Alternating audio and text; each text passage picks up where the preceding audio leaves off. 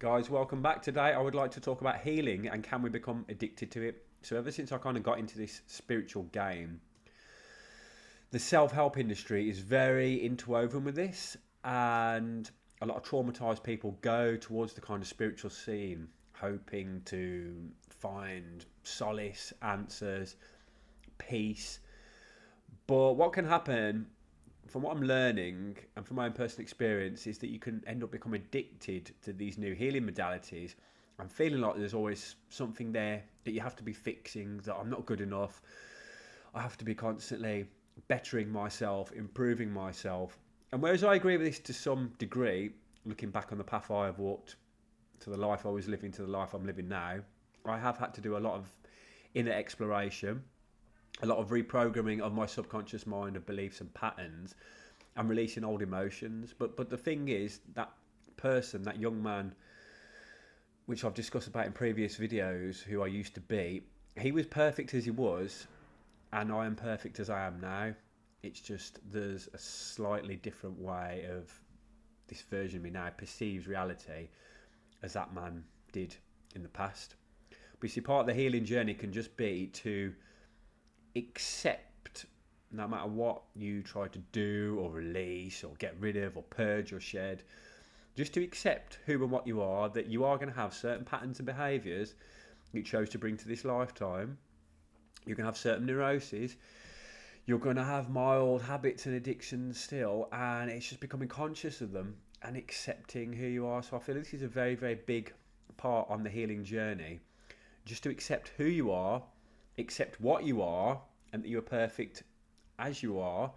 And we've all got our quirks, we've all got our things, our odd habits that we do, and we don't need to totally radicalize and alter what we are. But if there's particularly detrimental patterns or beliefs we hold, or that we're not comfortable embracing certain emotions, then I believe these are kind of healthy kind of forms of bettering ourselves and becoming more authentic versions of ourselves.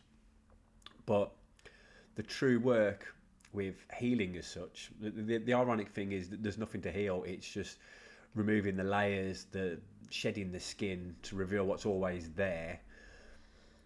But you can become addicted to going to external events, thinking I have to go to these events, are going to help me and make me better. But the real work comes integrating it all into daily life, what you're kind of purging, letting go, changing your beliefs. Actually just going within, just sitting with yourself, going within and seeing what is within and sitting with all that is. And that involves all the negative aspects of yourself, all the positives. We don't even have to label them as negative and positive. They just are aspects of you. And acceptance, true acceptance, is knowing that within each and every one of us is the capacity to be anything we want to, anything we judge in the world. Oh, I can never be that person. That's great that you don't want to commit, say, heinous or violent acts, but just know that within you, you have that capacity to do it. So when you shun or push out anything from the external world, it's actually a part of you that needs integrating within.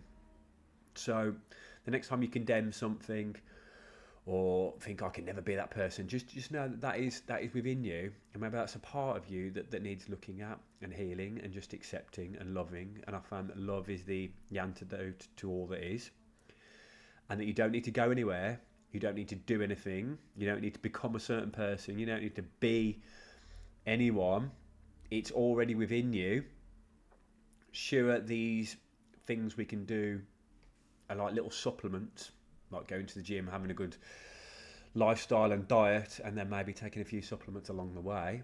So all these little healing modalities are just little supplements, but the true crux of your work lies within, and not being afraid to examine all that is. So you're not broken, you're not, you don't need fixing, you are just perfect exactly as you are. Sure, you can better yourself, but right now, as you watch this video, there is already that being of perfection that's just masked a little bit, and you can release the layers through just love and acceptance of all that is. So I hope this helps. Can you relate to it? Have you become addicted to any sort of teachers or teachings or healing modalities? And yeah, just a little side note, if anyone says I will heal you, or I will take your pain away, or I can do this for you, just know it is only ever you that does the true healing. You are your own master. You are your own power. Don't let anyone take that power away from you. Don't give it away to anybody else. Sure, you can have guides, you can have teachers, but a really good guide or teacher should essentially help you to look within and realise that that passion, that power, that healing, that love, that life force exists within you, and that really you don't need anything or anyone to fix you. Lots of love. I hope this helps. Speak soon.